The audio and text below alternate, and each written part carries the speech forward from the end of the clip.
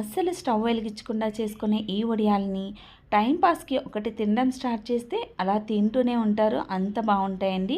వీటికైతే ముందుగా పచ్చి మామిడికాయలు తీసుకొని శుభ్రంగా కడిగి పైన తొక్క తీసేసుకోవాలి. తర్వాత పెద్ద రంధ్రాలు ఉన్నది తురుముకునే తీసుకొని మామిడికాయలను అయితే తురుముకోవాలండి. బాగా పండిన మామిడికాయలు అయితే పనిచేయవు. కాస్త దోరగా పండినవైనా పర్వాలేదు. తురుముకున్నాక దానిలోకి రుచికి సరిపడినంత కారం, ఉప్పు, పసుపు, జీలకర్ర పొడి కొద్దిగా వేసుకోవాలి. కారం అయితే మరీ ఎక్కువ వేసుకోకండి. ఎండబెట్టుకున్న తర్వాత మరీ కారంగా అనిపిస్తాయి.